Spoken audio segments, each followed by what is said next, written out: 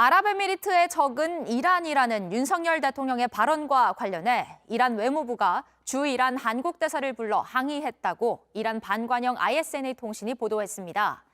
이란 레자 나자피 법무국제기구 담당 차관은 윤강영 한국 대사를 만난 자리에서 한국 대통령의 발언이 아랍에미리트와 이란의 우호적 관계를 방해하고 지역 평화와 안정을 해쳤다고 밝혔습니다. 나자피 차관은 그러면서 한국 정부는 이에 대한 즉각적인 설명과 입장 정정이 필요하다고 덧붙였습니다. 아랍에미리트의 적은 이란이다. 윤석열 대통령이 최근 멀쩡한 두 나라를 적으로 규정하면서 논란이 됐는데 오늘 대통령실이 해명을 내놨습니다. 하지만 문제의 핵심과는 좀 동떨어진 해명입니다. 게다가 집권 여당의 비대위원장은 아랍에미리트 국민이 이란의 적대적 인식을 갖고 있다고까지 말했습니다.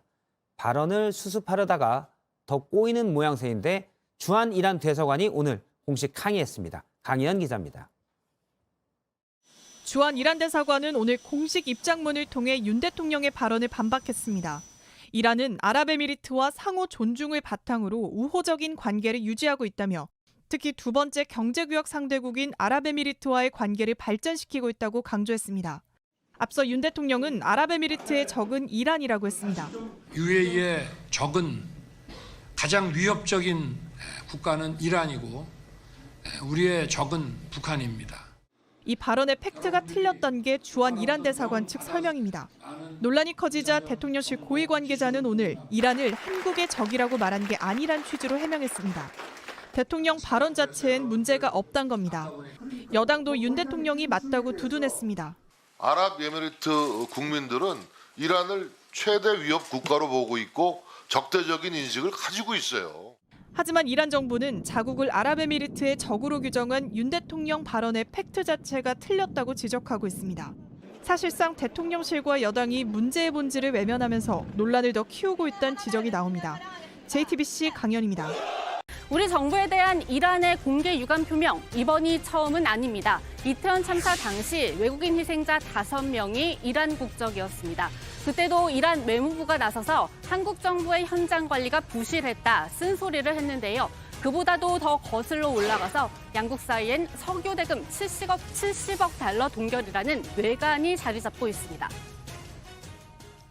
현재 미국의 제재로 이란산 석유 수출 대금 70억 달러가 국내 은행에 묶여 있습니다. 자리프 장관은 양국 관계의 우선순위는 한국에 동결된 금융자산에 이란이 접근하게 하는 것이라고 말했습니다. 이 문제가 두 나라의 관계 발전에 가장 큰 걸림돌이라고도 했습니다. 네, 이 70억 달러 외국에 동결된 이란 자금 가운데 가장 큰 규모라고 합니다. 그래서 이렇게 날을 세우는 거겠죠. 그런데 이걸 우리 입장에서 생각해 보면요. 2018년 미국의 제재가 있기 전까지는 우리나라와 이란의 교역이 매우 활발했다는 의미이기도 합니다. 그런 이란을 이러한 말로 자극하면 앞으로 국제사회 제재가 풀렸을 때 악영향을 끼칠 수 있다는 비판 가능하고요. 그리고 무엇보다도 윤 대통령의 발언 자체가 사실과 멀다는 지적이 중동 전문가들 사이에서 나옵니다. 영토 분쟁을 겪고 있는 두 나라, 물론 겉으로 보기엔 사이가 나빠 보입니다. 2016년 외교 관계의 급을 낮춘 적도 있습니다. 하지만 둘은 경제적 공생관계입니다. 외교부가 펴낸 자료를 봐도 이란은 UAE의 주요 교역 파트너이자 최대 제수출 시장으로 실질적 경제 협력을 중시한다. 이렇게 적혀 있습니다.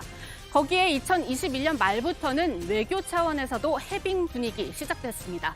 따라서 윤 대통령의 발언, 야당에선 우리나라를 위험에 빠뜨리기 충분한 이분법적 외교 인식이라고 비판하는데요. 지금 국민들은 핵폭탄보다 더 무서운 윤석열 대통령의 말폭탄을 더 걱정하게 되었습니다. 윤석열 리스크가 코리아 리스크의 핵심이 된 것입니다. 대통령이 해외에만 나가면 국민들이 물가에 내놓은 아이처럼 걱정해서야 되겠습니까? 이제라도 실용적 국익 외교의 관점으로 대통령은 그 언행을 무겁게 해주시기 바랍니다. 여기에 북한과 이란의 관계까지도 생각했어야 한다는 지적 역시 나옵니다. 일부러 대한민국의 안보 위협을 고조시킬 요량이 아니라면 왜 굳이 적을 늘리지 못해 안달이 난 것인지 그 목적이 대체 무엇인지 도저히 납득하기가 어렵습니다. 검증은 불가능하지만 얼마 전 서울 상공에 침투했던 북한 무인기가 이란제 드론일 수 있다는 가능성이 제기된 상황입니다. 이제 장차 북한과 이란의 더 공고한 협력을 대한민국 대통령이 독려해준 꼴입니다. 그러면 이란이 아랍에미리트의 적이다라는 말은 어떻게 나오게 된 걸까요? JTBC가 취재해보니 외교부가 최근 대통령의 순방에 맞춰 아랍에미리트의 최신 정보를 올렸습니다.